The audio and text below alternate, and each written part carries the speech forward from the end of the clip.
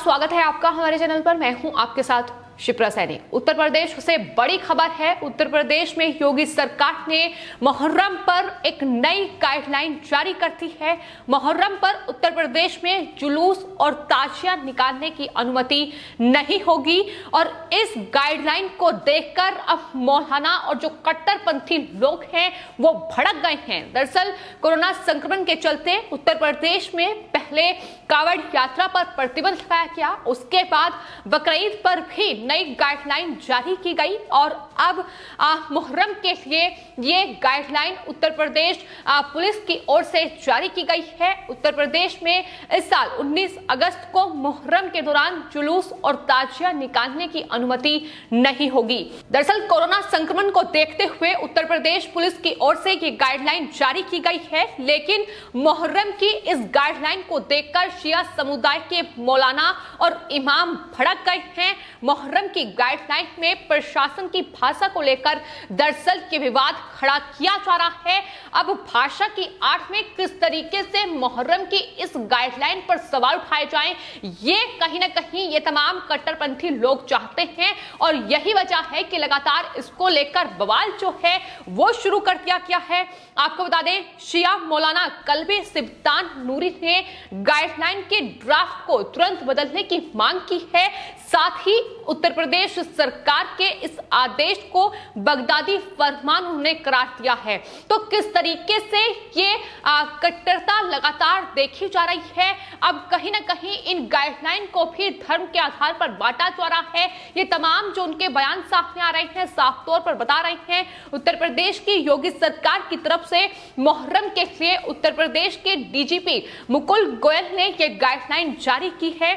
आपको बता दें, इस गाइडलाइन के मुताबिक 19 अगस्त को उत्तर प्रदेश प्रशासन ने किसी भी तरीके का जुलूस निकालने पर पाबंदी लगाती है, क्योंकि जाहिर तौर पर मुहर्रम जो है एक मातमी त्योहार है और उस पर शिया समुदाय के लोग जो हैं वो जुलूस निकालते हैं, ताजिया निकाला जाता है। लेकिन कोविड को देखते हुए ये तमाम चीजों पर रोक लगा दी गई है। इस बार उत्तर प्रदेश के तमाम जिलों में मुहर्रम जुलूस की अनुमति नहीं दी गई है। डीजीपी ने इसको लेकर सभी जिले के जो पुलिस अधीक्षक हैं उन्हें भी निर्देश जारी कर दिए हैं। डीजीपी ने सभी धर्म गुरुओं के साथ संवाद स्थापित किया, जिसके बाद ये गाइडलाइन जारी की है। साथ ही आपको बता दें, जो 4 पन्नों की ये गाइडलाइन जारी की गई है, इसमें ये साफ तौर पर कहा गया है कि तमाम जिलों के जो एसपी हैं वो मौलानाओं से संवाद स्थापित करें।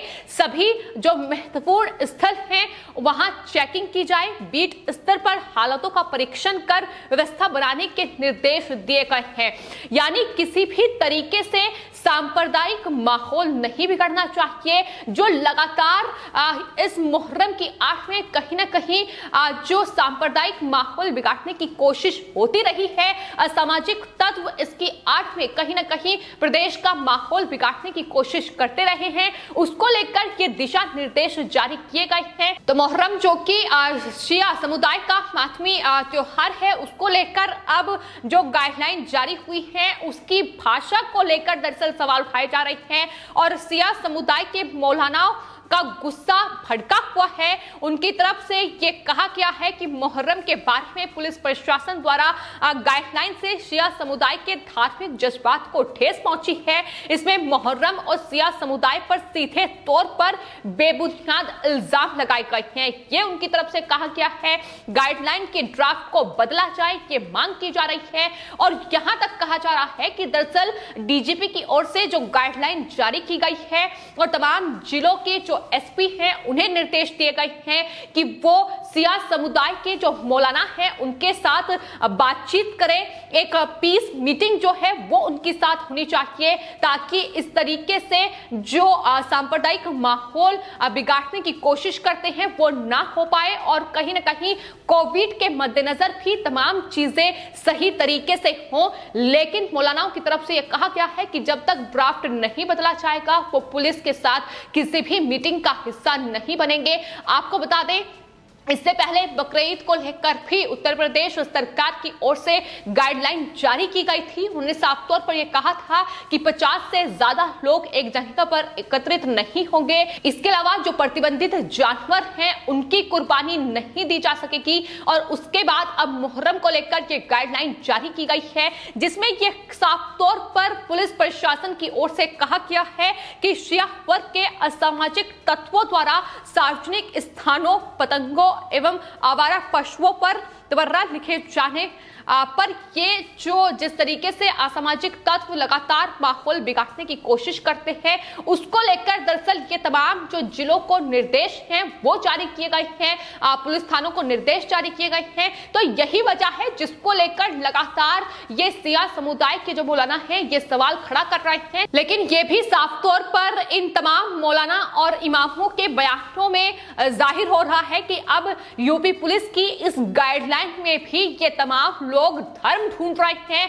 और ये उनकी तरफ से कहा जा रहा है कि दरअसल जब कुंभ था और कांवड़ यात्रा को मंजूरी दी गई थी, हालांकि बाद में यूपी सरकार की ओर से कांवड़ यात्रा को जो मंजूरी दी गई थी वो आदेश वापस लेते हुए कांवड़ यात्रा पर पूरी तरीके से प्रतिबंध लगा दिया गया था। लेकिन ये कोशिश लगातार इन कट्टरपंथी लोगों और कहीं ना कहीं कुछ मुस्लिम धर्मगुरु मौलाना ऐसे हैं जिनकी रही है कि धर्म की आड़ में देश का और खासतौर पर उत्तर प्रदेश में चूंकि चुनाव भी होने हैं, ऐसे में तमाम विपक्षी पार्टियां ही जिस तरीके से मुस्लिम वोट बैंक को साधने की कोशिश कर रही हैं, उसके मद्देनजर भी ये तमाम बयान जो हैं उनके सामने आ रहे हैं। लेकिन फिलहाल इस पूरे मामले पर उत्तर प्रदेश के जो एडीजी हैं उनका बयान सामने आया है। उन्होंने साफ तौर पर यह कहा है कि इस साल मुहर्रम पर 10 से 19 अगस्त तक जो मुहर्रम संपन्न होगा, इस बारे में विस्तृत जो गाइडलाइन है वो फील्ड के अधिकारियों के लिए 31 जुलाई को जो उत्तर प्रदेश पुलिस महानिदेशक हैं उनके कार्यालय की ओर से जारी कर दी गई है। इसमें क्या करना है और क्या नहीं वो पहले में किस तरह के विवाद के इस दौरान होते थे इसका उल्लेख किया गया है। यानी उन्होंने साफ तौर पर इस बात पर सफाई दी है कि दरअसल पहले जिस तरीके की घटनाएं इस मुहर्रम के जुलूस और ताजिया की आड़ में होती रही है वो गाइडलाइन में यही जानकारी दी गई है। उन्होंने साथ ही इस बात की जानकारी भी दी है कि गाइडलाइन में ये बताया गया है कि किस तरीके से असामाजिक तत्व जो हैं वो लगातार सौहार्द बिगाड़ने का काम कर सकते हैं और उसी पर कड़ी नजर रखी जाए और कार्रवाई की जाए। यही तमाम चीजें गाइडलाइन में बयां की गई हैं। तो उत्तर प्रदेश में योगी सरकार लगातार सख्त है क्योंकि कोविड के मद्देनजर ये तमाम एहतियात बरतने जरूरी हैं, क्योंकि ये भी देखा गया है कि किस तरीके से जो केरल राज्य है जहां वामपंथी सरकार है वहां वोट बैंक के चक्कर में बकरीद पर जो कोरोना गाइडलाइन थी वो उसमें छूट दी गई, लॉकडाउन में पूरी तरीके से छूट दे दी गई। और आज केरल वो राज्य है जहां कोरोना का विस्फोट हो रहा है, सबसे ज्यादा मामले सामने आ रहे हैं।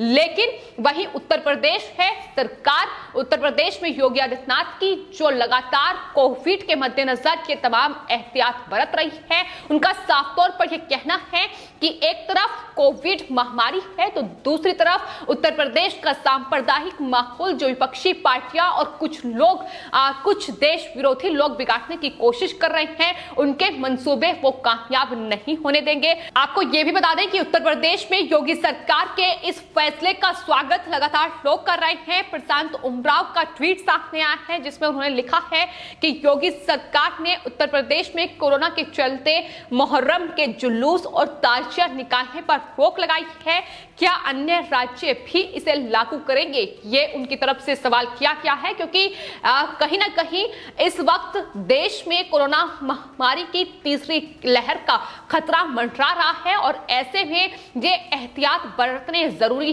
है क्योंकि आने वाले वक्त में कोरोना विस्फोट अगर हमने ये एहतियात नहीं बरते तो हो सकता है। और यही वजह है कि ये सवाल उनकी तरफ से किया गया है।